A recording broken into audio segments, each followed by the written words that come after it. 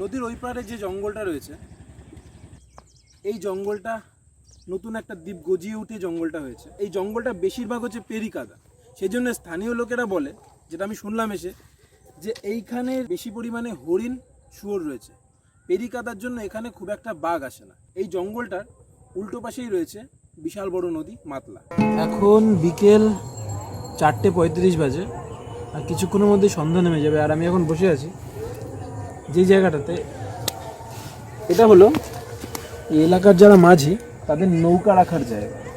দেখতে পাচ্ছি এখানে নৌকা আছে। খালটা চলে গেছে নদীর দিকে। এই নদীতে এই জায়গাটা যখন জোয়ারের জল ভরে যায়, তখন এই নৌকাগুলোকে এর মধ্যে থেকে নিয়ে নদীতে চলে যায়। সাজিয়ে না,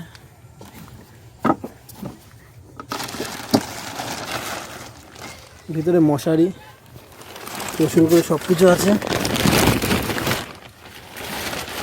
মশারি রয়েছে, আয়না। এই ব্যাগটা আমি রেখেছি আপাতত। একজন মাঝি বলেছিল যে জেলে নৌকা আর স্পেসশিপ অনেকটা এক টাইপের হয়। হাত মাজার ব্রাশও থাকে, সেটাও সুন্দর করে বাঁধা থাকে। লম্ফ থেকে শুরু করে সব কিছু একদম গোছানো থাকে। আর এটা হচ্ছে দাঁড়। প্ল্যানিং হচ্ছে এই নৌকাটাকে নিয়ে ওই নাসির মধ্যে নেব, তারপরে নদীতে নিয়ে যাব। কিন্তু ব্যাপারটা সহজ হবে না। কাদা জায়গায় নৌকো টানো, এটাকে বলে মাঝিরা গ্রাফি। নৌকাটাকে এর মধ্যে থেকে টানতে টানতে ওইদিকে নিতে হবে, ওইদিকে নিয়ে তারপরে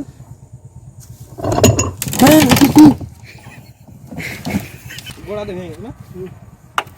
বন্ধুরা, কাজ হলো নৌকাটার কাছে কাছে। এই তো নাকি নামবে না।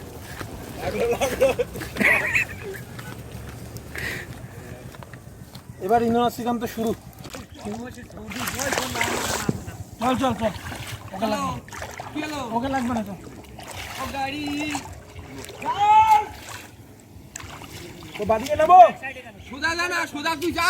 এদা সোজা যা, কোথায় যাচ্ছি? টানবি তো। আলসেটা ফটো পরে তুলবি, এদিকে আয়। ধর, আমার যে ঠেলাচ্ছিস তোরা মাঝির দিয়ে। এই যদি আমার শ্বশুর দেয়া হে। আমরা এখন যাবো ঠাকুরানি। যাত্রা শুরু করলাম এই সরু নদীর খালের বুকে নৌকা ভাসিয়ে, গ্রামের বাঁধের রাস্তাটাকে পিছনে ফেলে, গ্রামটাকে পিছনে ফেলে।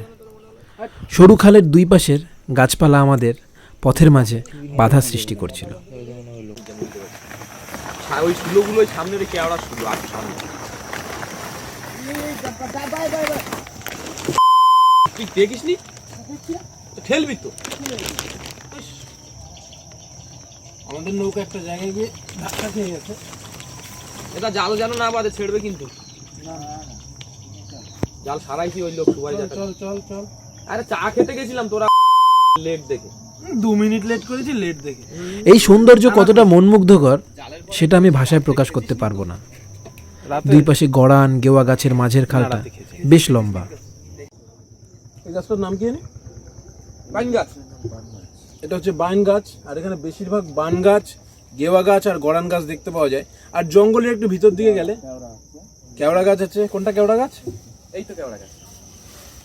এটা হচ্ছে কেওড়া গাছ। এখানে যে ফলটা হয় গোল গোল হয়, সেগুলো একটু টক টক টাইপের হয়। এখানকার লোকজন চাটনি খায় সেই ফল দিয়ে। আর সুন্দরী গাছটা একটু ভিতর দিকে থাকে। হ্যাঁ, তোরা আসলে তোদের ছেড়ে দেবো। আগে তো ফোন করে দিবি। নৌকায় নৌকায় এটা আদিকে দিবি না।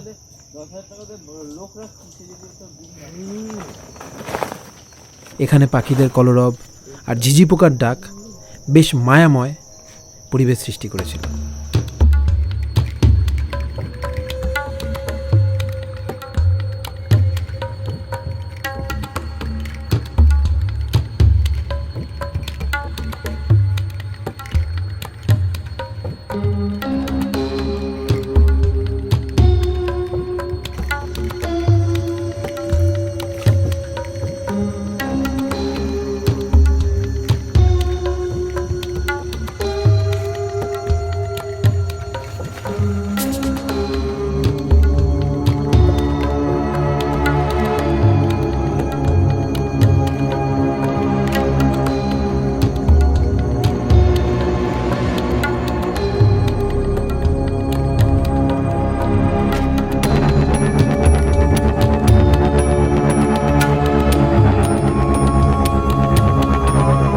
এখানে একটা প্লাস্টিক দিয়ে বানানো নৌকা দেখছি ছোট, এই নৌকাটা কি কাজে লাগে?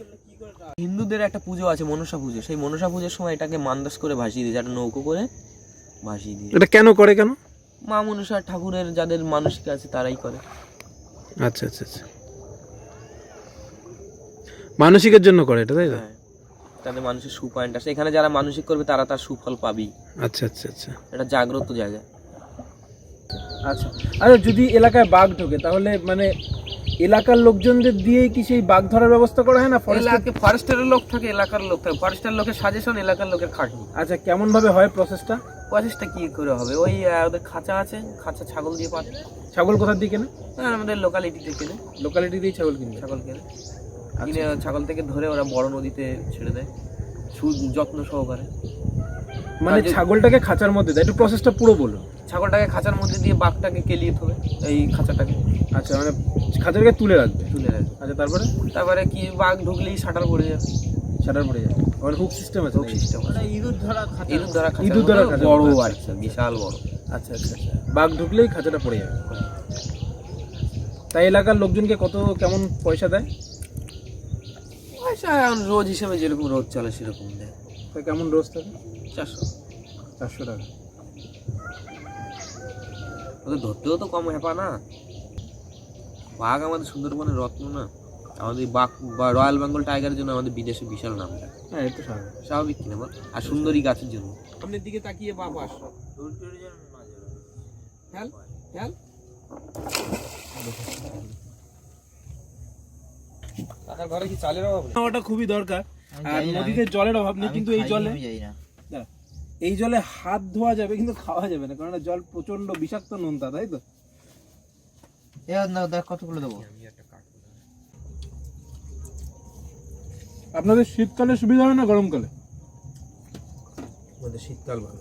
শীতকাল ভালো না, কিন্তু রাতের বেলা যে নদীতে প্রচন্ড ঠান্ডা থাকে। ঠান্ডা থাকলেও ঢেউ থাকে না। হ্যাঁ, আপনি ঢেউয়ের কবলে পড়েছেন কখনো?